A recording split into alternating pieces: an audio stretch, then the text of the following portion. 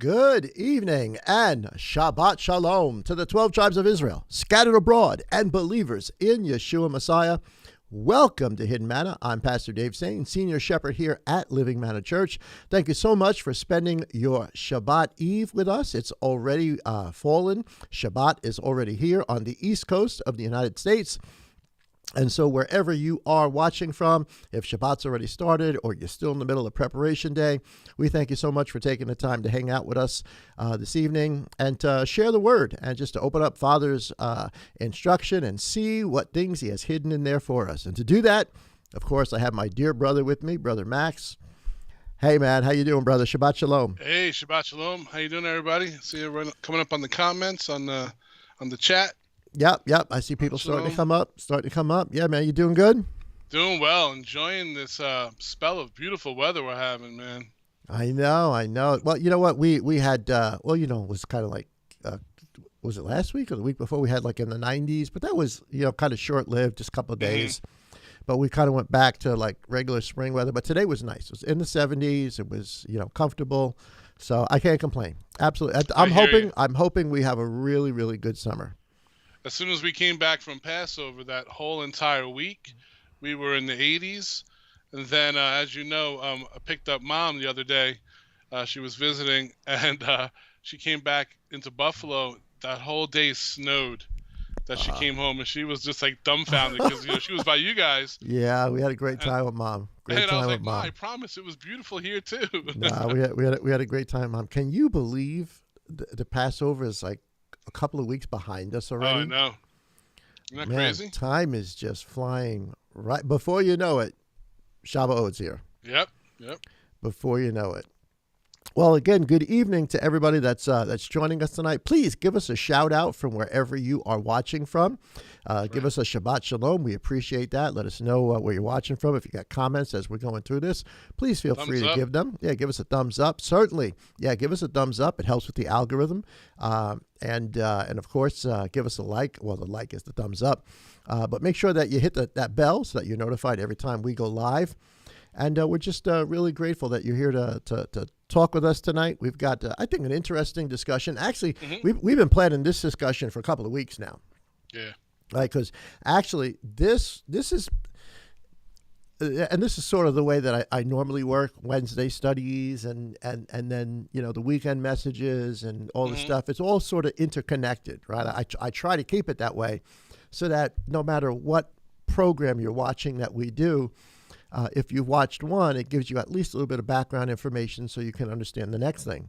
Yeah. And you and I have been talking about this for a while, and it's been part of our messages for a while. If you've been watching, not just Hidden Manna, if you've been watching our Shabbat services, right from the time just prior to Passover to where we are now, we've been telling a story that is a parallel story to the first Exodus.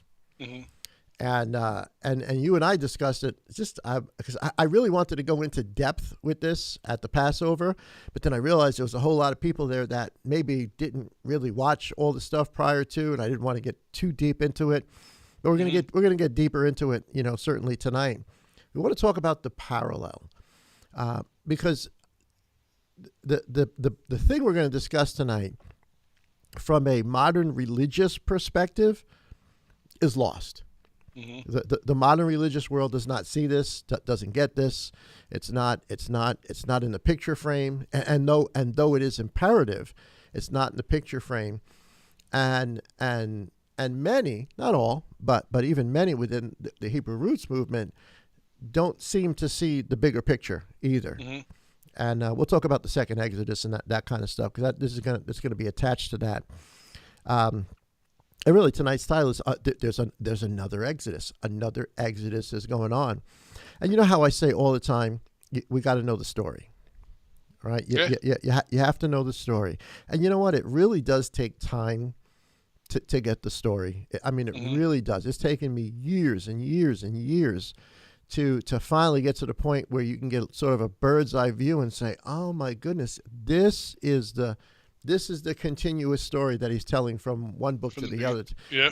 Yeah, and unfortunately, and it's just, we're human beings, and unless it's Father, the process too, right? Yeah, it is the process. I agree with that. There is a process, because Father's not going to give us weightier things, right? Mm-hmm.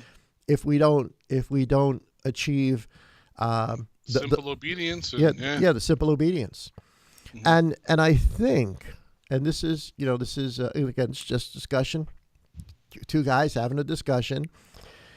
I think that that we need to be careful of just trying to sort of redo the Mosaic covenant, because mm-hmm. I do see groups sort of doing that, just sort of that the New Testament is just a redo or a renewing of the Mosaic covenant. It's not. Nope. It's not. When you read Hebrews very, very carefully, it's better. Mm-hmm. Right? It's better. It's heavenly. It's based mm-hmm. on better promises. It still is based on the foundation that was given through Moses, mm-hmm. no doubt. But we need to understand how things translate. I don't know if translate's the best word. I can't think of any other word to use, but how things translate from the Mosaic covenant to the covenant that Yeshua initiated. Though they are both the covenant with the house of Israel. Mm-hmm. No doubt about it. Yep. They are both built on the same foundation, right? The same promises. But one is the letter of the law. Mm-hmm. The other is the spirit or the intent. Mm-hmm. What Father always had in mind. Yeah. Matter of fact, one of the verses we hit on today, it says they were baptized into Moses. Yeah. Right? Yeah, there you go. And who are we baptized into? We're baptized into Yeshua. Yep. Right? The second Moses. And mm-hmm. and it really kind of came along when you came up when we hit on that idea of the second Passover. And then all of a sudden we realized, wait a minute, it's the second Passover, it's the second Adam, and it just it logically follows in suit that mm-hmm. if there's a second Passover and Messiah is it. And of course, remember the reasons for the second Passover is because the priests weren't ready, mm-hmm. right? The priests weren't ready, and there were a lot of people who were far away, in a faraway land. Strangers and foreigners, mm-hmm. right? And so, man, that's exactly what Messiah came for. And what's amazing to me is Saul knew this. Mm-hmm. I almost kind of now you once your eyes are open to it, you can see it in Saul's writings. Oh yeah, you can see it everywhere. But I gotta say, just as an observer, 2,000 years later after Saul, I wish he would have made things a bit clearer. Right? I wish he would just sort of come out and said blah blah blah blah blah. Seriously. But in layman's terms, in layman's terms, this is what it means. But in one sense, I get why he didn't, because it really is all about eyes to see, mm-hmm. and ears mm-hmm. to hear. And like you said, there's a process, to this thing, and it's a walk of Father obedience. Rewards those who diligently seek Him, and after, right? Yeah. So you stay in His Word, you stay in prayer, you stay, with that heart's desire. He'll slowly but surely reveal those things to you. But once you see the bigger story, you mm-hmm. realize, oh my goodness, Saul knew this. Mm. So Saul got it. And then all of a sudden, things that Saul said or that Yeshua said, that all of a sudden they take on a brand new meaning. Like, oh my goodness, they were talking about this the whole time. Yep. And the V8 moment. Remember that commercial V8? Wow, I was going to buy some the other day. Sorry. I could have had a V8. Well, we're at that age, brother, when you start drinking those things. on some ice. But so here's this is connected to everybody. I'm talking to everybody that's that's out there listening to us, to our conversation. What we wanted to do is we wanted to connect the story of the initial Exodus. And I thought about this, when we were getting close to Passover, because you think, why was Father so hot, so imperative, that he made it such a core principle to walking out the Mosaic covenant that you had to have these memorial days. Mm-hmm. You had to, there was the instruction of Passover and unleavened bread and first fruits and so forth and so forth and so forth and so forth. Of course, now we know that's the way, Yep. right? That's the way Messiah is talking about. And Messiah is not the one who coins it the way. Father does. Yep. Right? When he talks to Moses as they're doing the whole golden calf thing, and he says, how quickly they have turned from the way. Mm-hmm. I forgot what chapter it is. Somebody can look up what chapter it is. I don't remember what chapter it is. But it's important because the way isn't something Yeshua made up. Mm-hmm.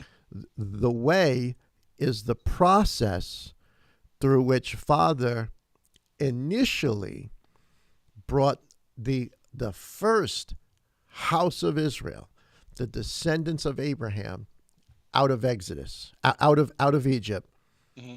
brought them into the land, and all the milestones, all the big events of Father bringing them out, all become feast days, or they get memorialized in the feast days, and then ultimately the story, as you continue to read the story in the scripture, it goes from getting them out of Egypt to walking through a wilderness to eventually get them back into the land to take Jerusalem. That's right. That's if you want to summarize the entire Bible, the scripture, yeah. That's it. I just did it in 30 seconds. Mm-hmm. I just told you what the entire story of the whole Bible is. And I've often wondered, prior to understanding what we understand now, is why do we have that Bible? Why do we have all? Because I remember we were in the religious world and in Mm-hmm. the church world prior to, and people would say, well, I'm a New Testament believer, Yeah. right? All right, so what's the rest of the book for then? Mm-hmm. Why are we still holding on to it? Yeah. Why do we still read it? Yeah. And whenever they would have a deacon or the scripture reading, what would they always read from? A psalm, a proverb, right? Yeah. We kind of picked and sort of grabbed those verses that are comforting, Mm-hmm. but it's bigger than that. Why would Father preserve this story for so many thousands of years, and even today, still amongst the Hebrew people? I'm not saying necessarily people understand who Messiah is, but just the Hebrew people in general, that this story is still memorialized, and the process of the way, however wrong we may be doing it, however time has passed, there's no temple, and all of that has explanations to it for another discussion. But why would Father preserve this story? I mean, of all the stories, of all the religions, of all the things that there are out there, and the reason he preserves it is because it's the pattern. Mm-hmm. And until you get that, until you realize that Father has already given us a pattern. Now, it's not necessarily a one-to-one. It's not that every single little thing that happened in the Exodus and in the story of ancient Israel is going to happen in your life. However, as a general pattern, yes, that's exactly what's happening. Yep. We are not the particulars, but not the particulars, but the generalities. Exactly. The broad brushes. And actually, Mm-hmm. I can't even say not the particulars, because sometimes there are particulars. Yeah. That means something in the first story that was told, and have a relationship or are related to the second story.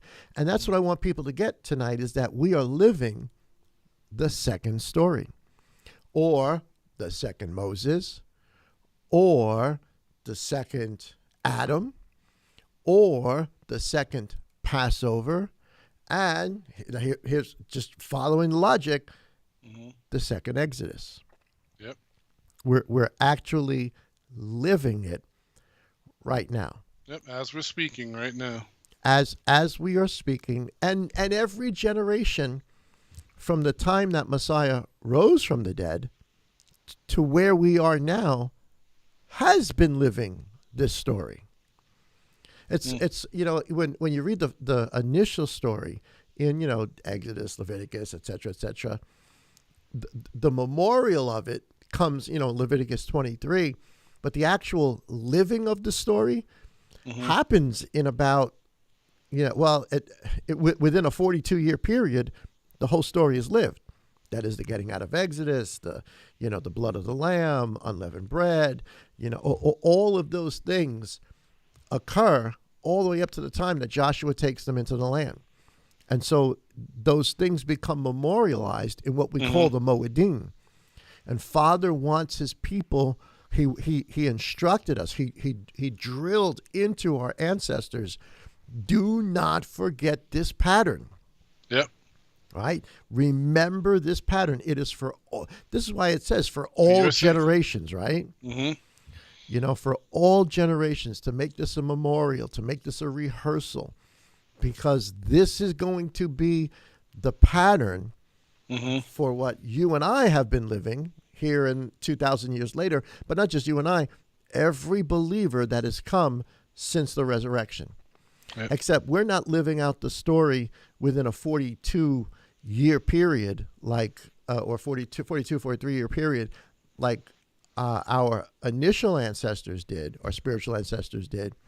We're living it out over, which is probably now kind of like a 42 Jubilee time frame, over 2,000 years.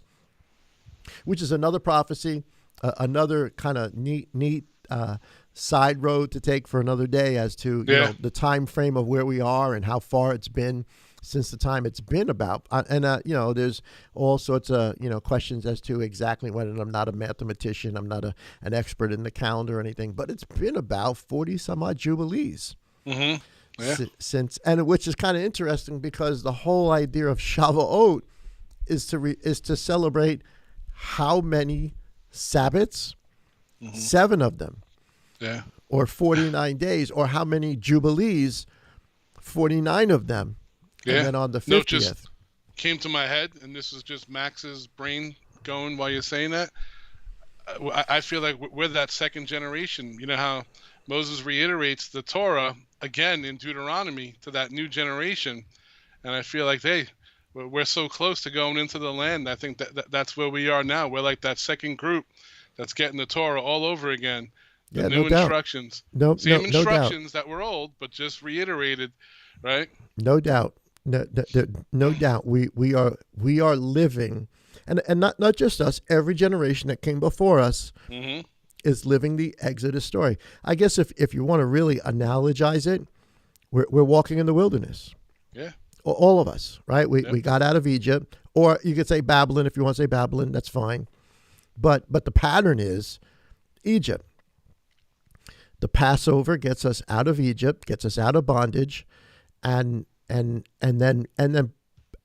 puts us into the wilderness where Father miraculously instructs us, guides us, teaches us, sometimes painstakingly, all sorts of trial and tribulation and hardship and rebellion and idolatry and all sorts of really, really bad stuff happens in the wilderness, and we're living it.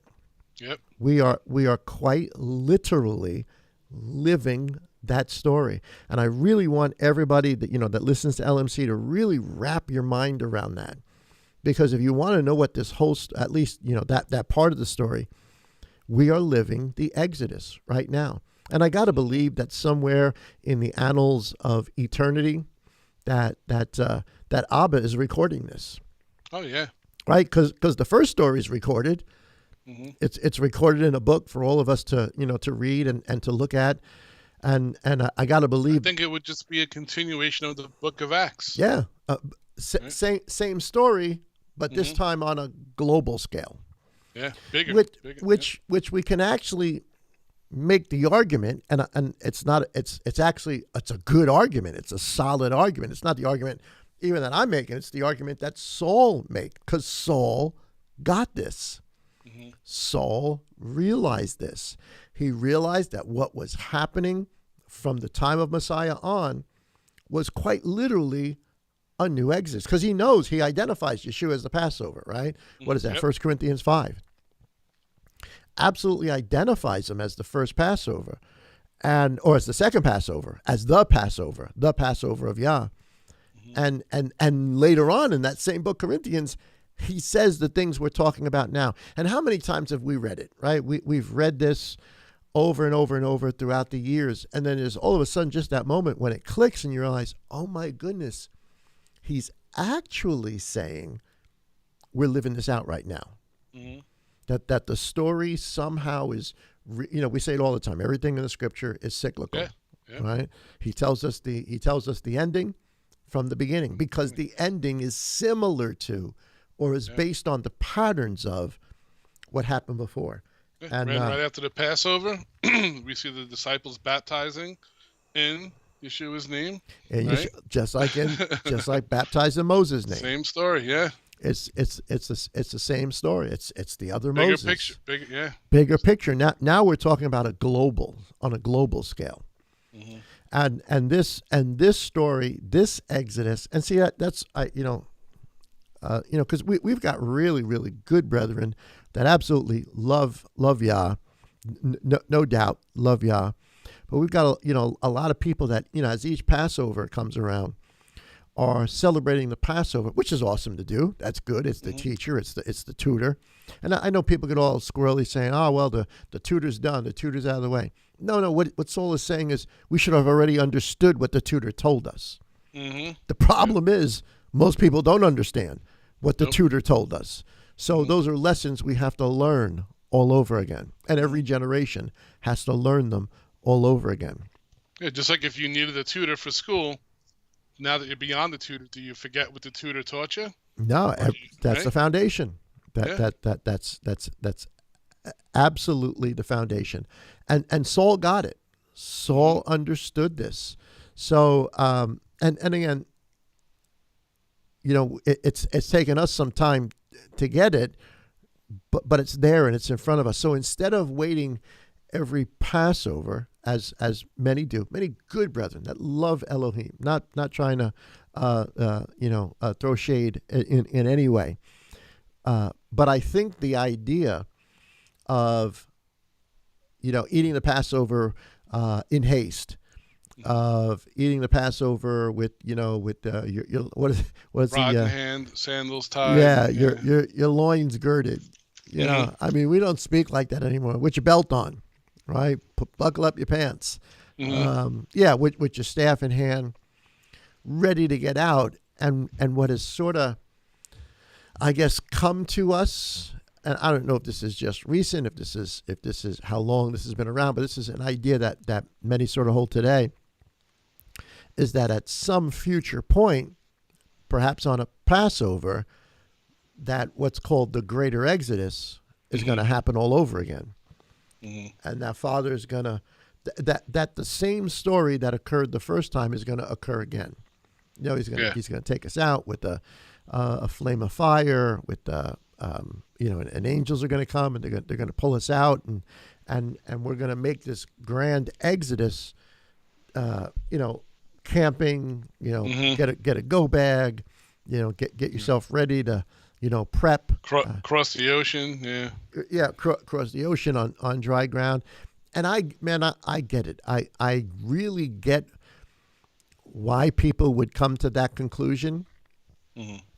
But we have to be able to make the transition from what was literal, or what is the letter, to what is the intent, the spirit, the true intent of Father.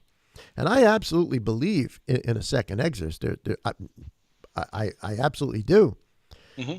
I just think it is not an event to which we eat Passover and wait for it, but we're living it now. Mm-hmm. That the Exodus is occurring right now. And every one of us whose eyes get opened while all of this stuff is going on, and every one of us who has to come by the blood of the Lamb, by the Passover, every one of us who has to walk the word of his testimony. We are quite literally doing what ancient Israel did, because they overcame by the blood of the Lamb and the word of their testimony. And the word of their testimony doesn't mean, and I used to be a smoker and danced at Club 54. Yeah, I mean, I was at Club 54. Studio 54 is actually what it was. Yeah, Studio, man, man, he just brought back some memories there, bad ones. But all the stuff I heard, I'm too young. So, so it's not, it's happening. It's happening right now. So when it says by the word of their testimony, like you said, it's not that I was this horrible person, which is that's a good testimony, that if you were a horrible person before, and since understanding who Messiah is, you have changed to become a better person. Man, that's a great testimony. Yep, right? yep. But that's not the testimony that the scripture's we talking hit up about. On about a month and a half ago, right? Yeah. Somewhere around there, when even Moses tells them to put the word of the testimony in the ark, which is the Torah. Yeah, the word of the testimony is the word of the testimony is what's given at Sinai. Yep. That's the word of the testimony. Yeah, and like you said, I mean, there's some great brothers out there that have done teachings, but I'll never forget someone actually even threw in a question when they were going over their idea of, like I said, this is just two guys talking. Where does the resurrection fit in? And he didn't have a placement for it, So our hope is in resurrection, right? But because right now, like you said, we believe right now, as we're speaking, we're in the greater Exodus. Yeah. So it's not. I think it's all going to culminate in one major event. That's. Yep.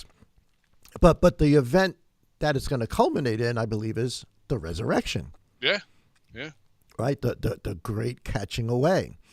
That's going to be the ultimate. And what can you do to prepare for that? Well, it doesn't matter if your loins are girded and your staff's in your hand, because for most of us that event's going to be being taken out of the ground. Right?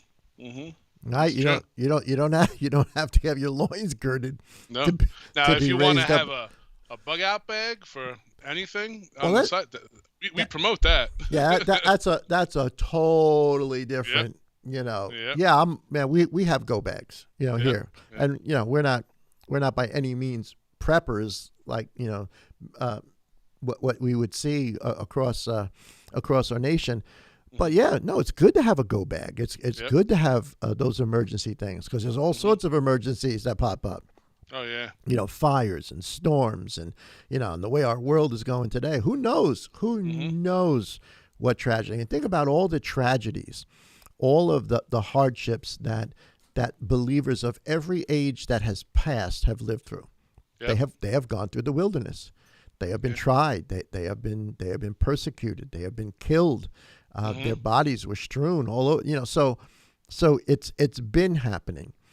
So I don't necessarily see the greater Exodus as a sort of a redo of what happened with Moses, though I do see it as a redo, but as a much bigger, on a bigger scale, on a grand scale, on a global scale, on a scale that passes thousands of years. And so it's almost like the Exodus is happening again, but it's happening at a much slower rate. And it's happening to every generation. Every tribe, every tongue, yeah. And most of us, quite honestly, are going to go to a grave. Most of us, the majority of all peoples that have ever understood this message, are going to go to the grave. Death is going to come for us, and we're going to lay down in the grave. Tomorrow's message is going to be about the resurrection, the importance of the resurrection. Because sometimes we forget about this. This whole thing is about a resurrection that has always been Father's intent. That's the spiritual side of it. The letter side of it was about getting into the land in the Middle East, Yep. building the temple in the Middle East, getting Jerusalem in the Middle East. Well, that's the earthly example. That's the pattern. The true Jerusalem, the true land, the true kingdom is much, much bigger. And that's where we're headed. Yeah. And so we want to sort of guide the conversation based on that, and show you that through verses I know we've read before, but even when we read them, we didn't realize really what Shaul or others were saying. But I really believe Saul got it. Oh yeah, I believe it too. I believe and again, he I'm saw with it. you. I'm personally believe that he wrote Hebrews, but that's another rabbi hole. Yeah, well, Yeah, I mean, like you said, you if you can close your eyes and have someone read his words, you just you know his writings, right? Yeah. Just the way that Hebrews, or at least someone that was learned under him, right? That is such a that book is so pivotal because it teaches us the difference between the letter of the law and the spiritual intent. It teaches us the difference between an earthly priesthood and Messiah, who is not of the tribe of Judah. Excuse me, not of the tribe of Judah, not of the tribe of Levi. He is the tribe of Judah. Not of the tribe of Levi, and yet serves as a priest, not just as a priest, as a high priest, as a king priest. I thought about this a couple of weeks ago, and I didn't say. I was thinking about when in the gospel account that I'm thinking like John chapter 8 or so, where where he's doing the whole thing of you are of your father the devil, all that conversation where he's really pissing them off, calling them devil worshipers and your father and all the rest of this.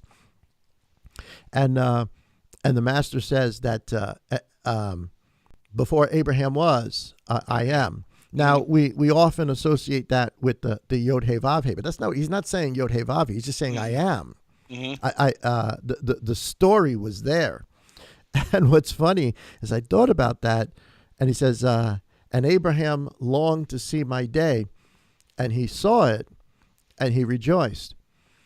And I've taught this before. We've talked about this before. I always thought, well, you know what? He's how did Abraham see his day? Well, certainly, he saw his day in the whole, take your son, the stars. There you go. Enumerate the stars. So he saw his day in the story. He saw his day in the take your son, your only begotten son, right? And offer him up on the same mountain that the Mashiach, thousands of years later would be offered up on. So he saw his day in that regard. But then all of a sudden it hit me because of the writer of Hebrews. Again, this is something I think Saul knew, whether it's Saul that's writing it or a student of Saul. And I realized that when Messiah says that he saw my day, I think this is just the PDP, take it or leave it, take it with a grain of salt. But I think what he's referring to specifically, though all those other things fall under it, the whole Genesis 22, Isaac and the ram and all the rest of that. But I think what he's actually referring to is Genesis 14, where he meets Melchizedek. Because Hebrews specifically identifies Yeshua like a Melchizedek. And I think when he says, Abraham saw my day, what did Abraham see? He saw a high priest who is not of the lineage of Abraham, right? Not a Levitical. In fact, it makes the Hebrews goes out of its way to tell us Levi paid tithes to Melchizedek. But Abraham saw a king priest, a high priest of Salem, Jerusalem, who offers bread and wine body and blood to initiate what becomes, the next few days after that, the everlasting covenant as Abraham, cuts the animals. So I think maybe this is, I think, hidden manna. Take it for what it's worth. But I think when it says that Abraham saw my day, I think that's what Messiah is referring to. That's pretty cool, right? Because what does he do, the night before? This is my body. The high priestly prayer of John chapter 17. Praying the way he is the Melchizedek, or he's like the Melchizedek. Not that he was Melchizedek, but he's like Melchizedek. Type, yeah. Wow, so that's good. Isn't that neat? Yeah. Isn't that neat? So all of that to say, the story is there's the letter of it. There's the literal things that happen. And then there's the much bigger story, which is reflective of it. And you need to know the first story to understand it. But once you see it, man, you can't unsee it. But it's not easy to see unless you begin to obey, unless you begin to do, unless you begin to, apply. And so I thought we'd start off at 1 Corinthians chapter 10, which is, I think, like I said, we've read this, I don't know how many times, but now based on all the things we've talked about, remember I did the timeline. I don't know if it was last week or the week before that, when I showed that, Passover, the equivalent picture of it, or the picture underneath, people putting the blood over the doorpost, is Messiah on the cross. Death is walking through the Red Sea. Yep. Resurrection is getting out on the other side of the Dead Sea, of the Red Sea, alive. And so there's that continuous pattern. Well, this is something Saul understood way before we got here. Oh, yeah. Here is 1 Corinthians chapter 1 and verse 10. I know we've read these verses before, and there's quite a few verses here, so I want to go through it slowly, and we can comment on as we go over it. It says, "For I do not wish you to be ignorant, brothers, that all of our fathers were under the cloud, and all passed through the sea, and all were immersed," there it is, baptized into Moses in the cloud and in the sea. And they all ate the same spiritual food. Now that's another concept, maybe a hidden manna thing we could share in a minute, that they all ate the same spiritual food. We'll find out what that means. And they all drank the same spiritual drink. So what's the food? So let's do our own thinking this through for a second. If he's making the comparison to us to them, and they were baptized into Moses like we are baptized into Yeshua, into passing through the cloud and into the sea, into death, and we all ate the same spiritual food. Well, what spiritual food is he referring to? Well, in the story of Moses, it's what comes from Mount Sinai. Yeah. They all drank the same spiritual drink. It's the water that comes from the rock. But for us, it's Yeshua. We're baptized into Yeshua. And we all eat the same spiritual food, eat of my body. Yeah, we just talked about this last week. Yeah, and we all drink the same spiritual drink. And they all drank the same spiritual drink, for they drank of that spiritual rock that followed them, and that rock was Messiah. And I think I need to comment here, because I don't think Saul is saying that the rock was actually an Old Testament appearance of Messiah.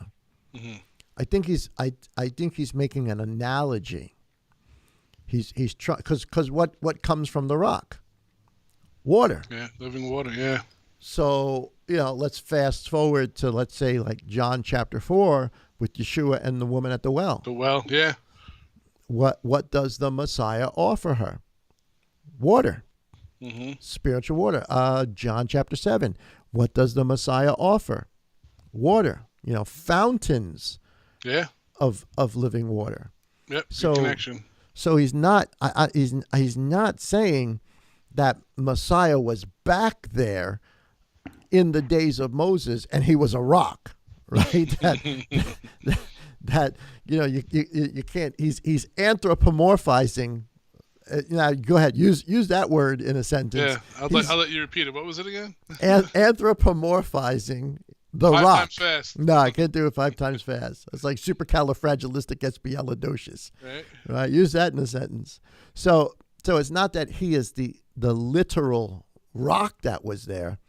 What he's telling us is that rock is a type of who Messiah was. The story was being told to us back then, and we didn't know it.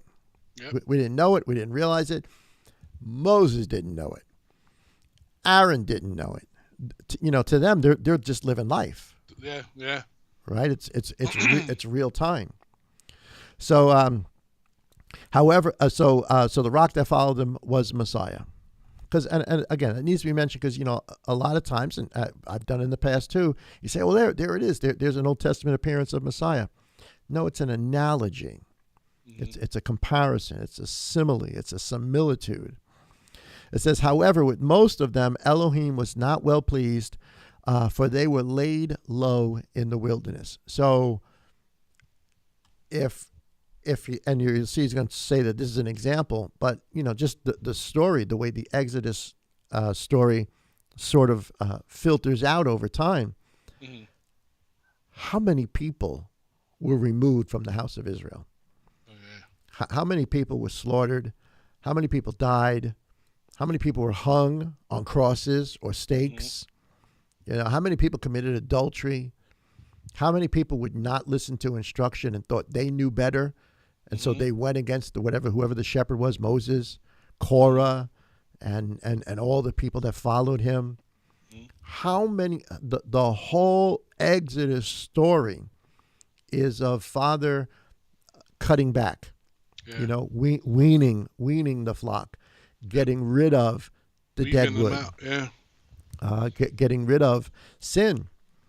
Mm-hmm. And because he does not want that to affect his people for the story that's ahead of them still. And so I think this, here it is, verse 5 again. However, with most of them, Elohim was not pleased, for they were laid low in the wilderness. And of course we've got the story of the snakes, the story of Korah, the story of the golden calf, just on and on and on and on. The story of going into the land. Mm-hmm. And here it is. And these became examples for us, so that we should not lust after evil as those indeed lusted. Now you can take just this verse by itself and say, well, what he's saying is, we can learn lessons from what happened before that are relevant to where we are now. Man, I think he's saying something much, much bigger than that. Yeah. I think what he's saying is it's happening all over again. Mm-hmm. Except it's happening on a much bigger scale than we could ever have imagined before.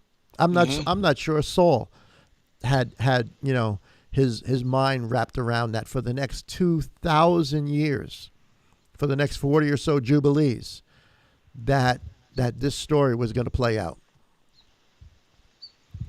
So verse 7 says, and do not become idolaters as some of them. Really, really important verse. Yeah. Because if he's telling us there's a parallel, if he's telling us, so what are we going? So what is the challenge that all of us will face over these 40 some odd jubilees from the resurrection to whenever Messiah comes? Mm-hmm. We will be faced with idolatry. Mm-hmm. And we will either bow down to it and accept it, or we'll come away from it. Mm-hmm. We'll open up our eyes. We'll open up our understanding. Man, what a pivotal verse. Yeah, and if you can't see it's good. It says, neither should we commit whoring, as some of them did, and in one day 23,000 fell. Baal Peor. Oh man, I mean, honestly, we can just we can probably talk about Baal Peor for the next hour, Yeah. but we don't have time. Neither let us try Messiah. So just this verse by itself.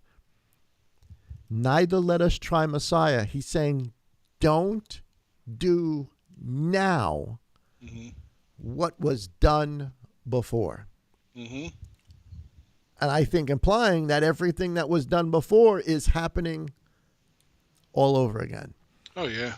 And the idea is we are supposed to learn from the record that was given to us of what not to do, at least to have the basic premises, the basic patterns laid out for us. It says, neither let us try Messiah, as some of them also tried and were destroyed by serpents. Of course, what's a serpent? A false prophet. It is false teaching. It is venom. And of course, you know, what does Yeshua call the Pharisees and Sadducees and priests?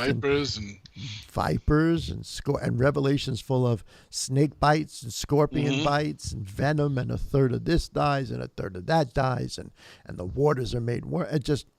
This is what he's talking about. Yep. It says, neither grumble, as some of them grumbled, and were destroyed by the destroyer. This is really interesting because the grumbling here he's referring to is Korah. You know, Korah was like, "Oh, wait, we're anointed too." You sure he picked you? Yeah, you sure he picked you? We can do it too. We know truth. And you know, I get it. You know, I think we've been so misled for so long. You know, that sometimes people get you know, really just rubbed the wrong way when it comes to teachers and preachers, and I get that, man. Yeah. I get that. We've all sort of been deceived at one point or another, but we got to realize Father uses shepherds, that he's going to give us shepherds after his own heart, and yet that's right. Moses was given. Yeah, and we see Moses wasn't perfect, right? Was not perfect, and what they do to Moses, they grumbled against him. And you ever notice when people grumble against leadership that they never just grumble alone? You know, it'd be one thing if, you know, and this is just true throughout just the church world, throughout all experiences. But you ever notice that when somebody grumbles, they never grumble alone? They get ticked off, and what do people do? Start texting. They start calling and texting 3 or 4 or 5, because you can't just be ticked off by yourself. You need somebody to I guess validate your grumbling. Yeah. And this is the lesson we're supposed to learn. So if you're calling up people to get ticked off at whatever leadership, you've got to be careful. Yeah. You got to be careful because you're missing a major lesson. Yeah. Forming a mob. Yeah. I mean, it happens, man. It happens. It's happened to me. It's happened to many a shepherd, I'm sure. Verse 11 says, and now here it is, guys, here it is. Listen to what Saul is saying. And all these came upon them as examples, and they were written as a warning to us. So let's think about that a second. He's saying the Torah and the story of the Torah, you know, the story of the Exodus, the story of the Moedim, is written specifically for us. Here's what he says. I like the way he says it.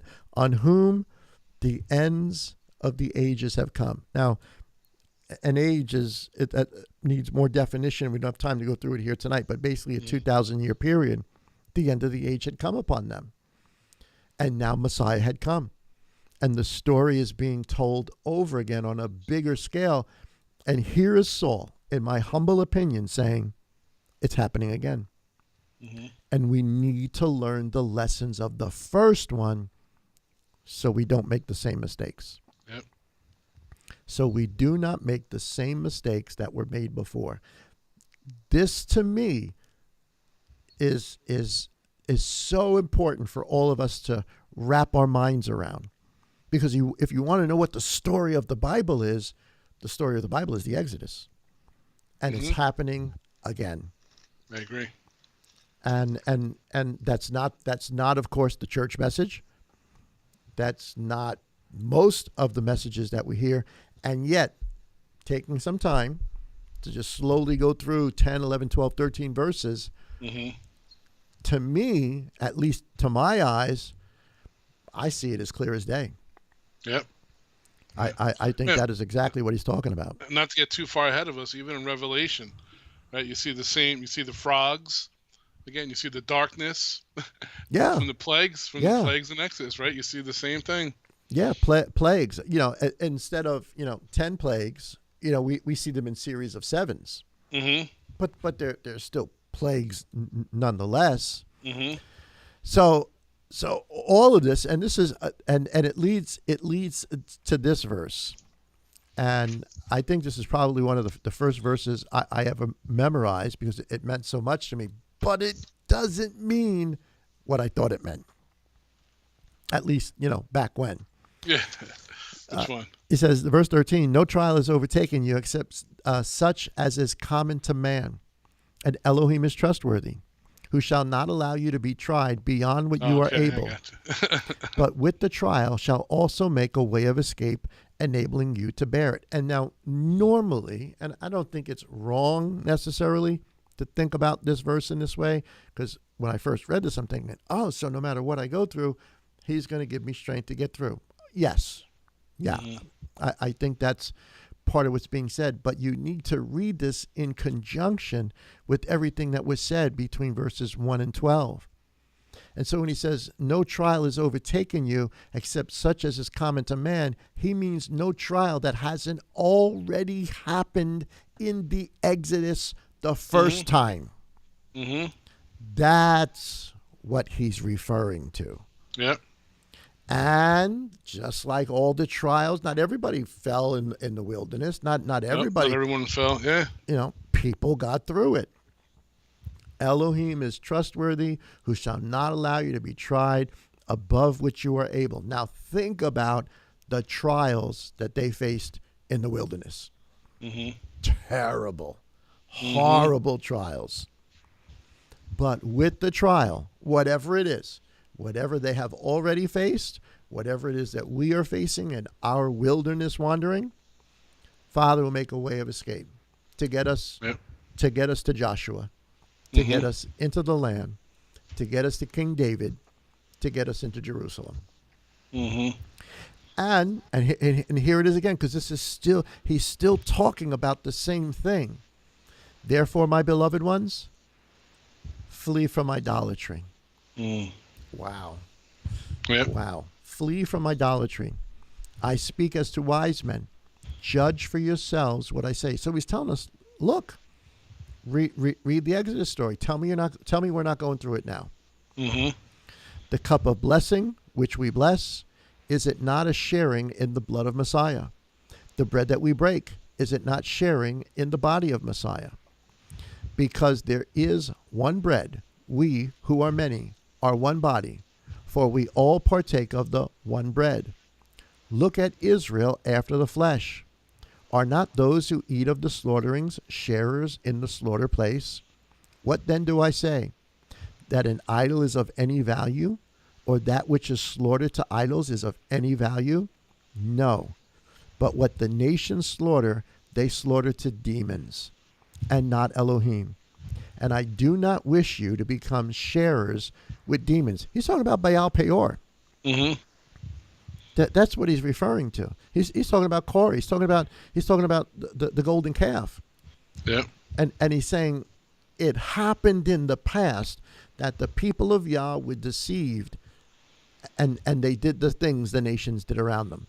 And what the nations were doing were offerings to demons. And he's telling us the same thing is going to happen to us. And it does. It absolutely does. It's happened over the last 2,000 years. Verse 21, you are not able to drink of the cup of the master and the cup of demons. You cannot mix the true story of the Exodus that we are living through because of Passover. It cannot be mixed with Baal Peor. It cannot be mixed with grumbling. It cannot be mixed with it just can't. It cannot be mixed with all the other stuff that we read about in the previous Exodus. You are not able to partake of the table of the master and of the table of demons. Do we provoke the master to jealousy? Are we stronger than he? All is permitted me, but not all do profit. All is permitted me, but not all build up. And it just kind of goes on and on and on from there. And even all the rest of this is really relevant, but I don't want to get into it too much. Except to say, I hope everybody that's listening can in fact see the correlation that Saul is making. He's not just saying, oh, this is an example and, it's done and it's over with and you don't have to think about it. No, he's telling us specifically, think about it. Think about it. Use these lessons as lessons for where you are.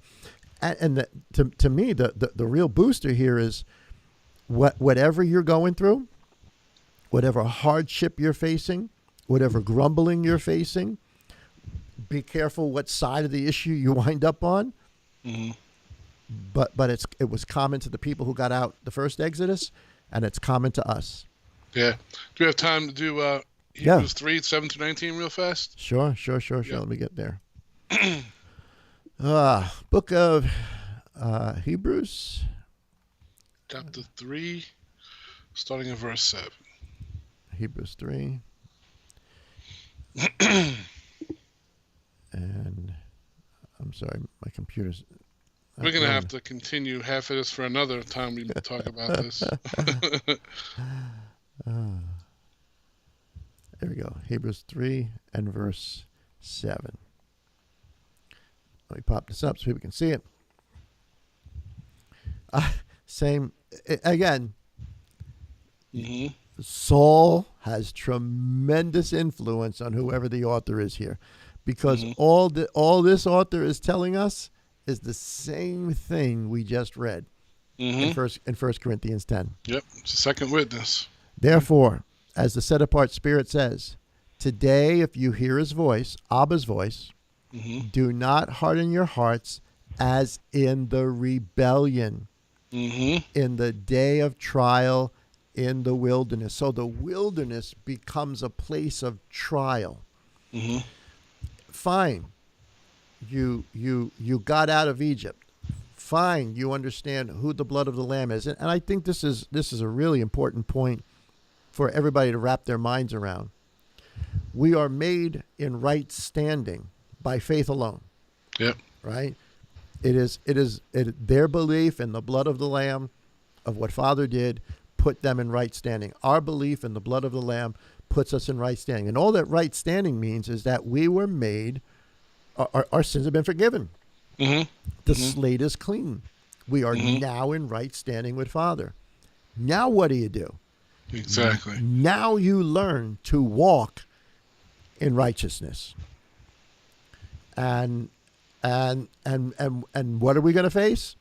Well, don't harden your hearts as in the rebellion in the day of trial in the wilderness, where your fathers tried me, proved me, and saw my work 40 years. And I really think that's got a lot to do with Jubilees or Shavuot, but another message, another day. Therefore I was grieved with that generation and said, they always go astray in their heart, and they have not known my ways. And I swore in my wrath, if they shall enter into my rest. And man, you know what the pleading is here? Don't do what they did. Why? Because we're living it again. Yep. Yeah. We're living it again. Yeah, we don't have time to. Yeah, there's so much. What else you got? I mean, we got a minute or two. If for homework, if anyone wants to read Hebrews 3 through 7 through 19, and then also chapter 4, the first 13 verses. But I don't know. Do you want to bring up just even with Yeshua, showing us the example of how we overcame in the wilderness, right? Matthew 4. All right, let's go there real quick.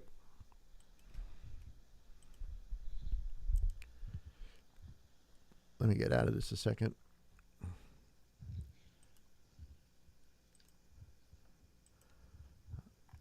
They got a new setup here on YouVersion. Yeah, I heard for the Scriptures version. Yeah, Matthew 4. Yeah, 1 through 11. Yeah. Just a temptation. So here's Yeshua all over again, and that's the other thing. So Yeshua also kind of lives the whole story out himself too. Mm-hmm. Mm-hmm. But here's verses 1-4. Then Yeshua was led by the Spirit into the wilderness. There it is, the wilderness, to be tried by the devil. Same process, right? Yep. So it's a microcosm of what we're all going through. Mm-hmm. Matter of fact, verse 2. And after having fasted 40 days and 40 nights. And that's exactly what happened in Exodus 16. 16. They're grumbling. They're hungry. They grumbled for and food. Now the temptation comes in. And the trier came in and said to him, if you are the son of Elohim, command these stones become bread. But he answering said, it has been written, man shall not live by bread alone, but by every word that came out of Mount Sinai. Mm-hmm. Every word that I'm ad-libbing there, but that came out of the mouth of Yah. So, man, what a lesson. You know what? I'm gonna share some hidden manna with you. We went over this last week. And afterward, I realized what was being said, and I think I shared it with Sister Cheryl. But when I saw it, I was like, "Wow, no, that is so cool," because there's a consistency. Right? We just read in 1 Corinthians, they ate the same spiritual bread, they drank the same spiritual drink. This is my body, this is my blood.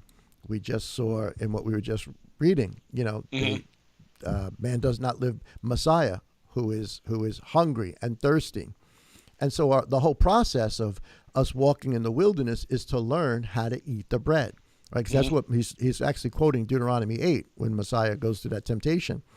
And when you read Deuteronomy 8, he says, I let you be hungry in the wilderness. Why? Because I wanted to test you. I wanted to see if you would obey my instructions. Mm-hmm.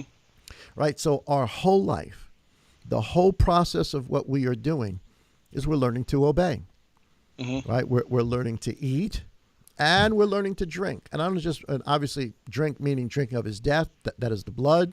That is, the baptism, you say by water and by the Spirit. But it's also to drink of eternity, the living water, right? To drink of the Spirit. The Spirit is what's going to make us eternal. So you still got to eat, you still got to drink. And the other thing we talked about, I think last week, was the curse, right? Because the day of rest, not being led into the day of rest, is the Sabbath. Yeah. Right? And so what is the day of rest about, or the curse about? The curse is about you need to work. You need to work by the sweat of your brow under the sun.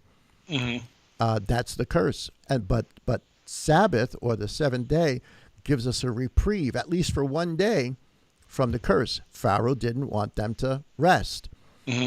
All right, so our whole lives, I say all that to say this. What are our whole lives are about? Our whole lives are about eating the bread, that is learning to obey, learning to understand. Our whole lives are about drinking in the rivers of living water, walking in his death. And our whole lives are about working 6 days and then resting the seventh. All right, so here's the hidden manna. Hopefully everybody gets this. Got a good drum roll? Yeah, drum roll. All right, here we go. So Revelation 7, 144,000, it goes through each one of the 12 tribes, that are mentioned there. I'm just going to skip on down. And of the tribe of Zebulun, 12,000 were sealed. Of the tribe of Joseph, 12,000. Of the tribe of Benjamin, 12,000, yada, yada, yada. And then verse 9. And after this I looked, and I saw a great crowd which no one was able to count, out of all nations and all tribes and peoples and tongues, standing before the throne and before the Lamb, dressed in white robes and palm branches in their hands. All right, so this is the whole heaven scene, right? This is the whole resurrection scene, the whole house of Israel, all the nations, all the people from all 2,000 or whatever, how many years it will be till Messiah comes, however many jubilees that winds up, and crying out with a loud voice, saying, deliverance belongs to our Elohim who sits on the throne and to the Lamb. And all the messengers stood around the throne, and the elders and the four living creatures, they fell on their faces, yada, yada, yada. I'm going to skip on down to verse 13. And one of the elders responded, saying to me, who are these dressed in white robes, and where did they come from? And I said to him, Master, you know. And he said to me, these are those coming out of great distress. From where? from the wilderness, Mm-hmm. where you have to what? Go out and get the manna, get the bread. You got to go out and get the water that comes from the rock. You got to work the 6 days under the sun by the sweat of your brow to enjoy the Sabbath rest. Mm-hmm. These are those coming out of the great distress, having washed their robes and made them white in the blood of the Lamb. Because of this, they are before the throne of Elohim and serve him day and night, and he who sits on the throne shall spread his tent over them. And now look what happens to us.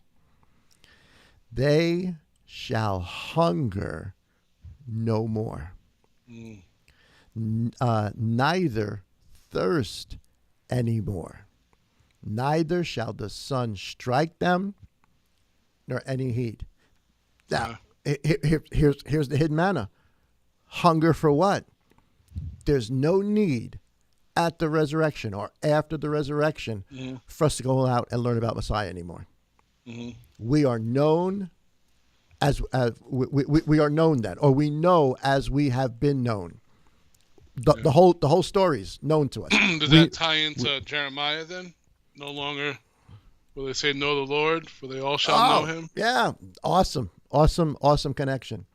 So you hunger no more, which means there's no more need to go out and get manna, no more need to learn about him. You know him. Neither thirst anymore. No more need to get the water from the rock anymore. No more need for that. Neither shall the sun strike them. No more work. No more 6 days laboring. No more curse. Isn't that wonderful? Yeah. That's awesome. Isn't that some cool hidden manna? Amen. So the story ends in the same frame of reference that the story began with. Yeah. And it's being played out over and over and over in my life, in your life, in everybody's life that's listening to us. And we're walking this wilderness where we do have to go out and eat. You do have to learn. You do have to study. You do have to drink of the water. And you do have to labor the 6 days under the heat of the sun. But there's a day coming. There's a day coming when this story is going to end. Amen. Isn't that cool? Yep. Hallelujah. Hallelujah. Awesome. You got to do it Latin. You got to do it Latin. Hallelujah. Cool stuff, huh? Yeah, that was good. That was good. Yeah, oh man, I always start tonight tired. I know, and then yawning. The past 2 weeks have been going a little bit longer because once you get going, you're just like, all right. Then you get going. Now I'm going to be wired for hours now. I know.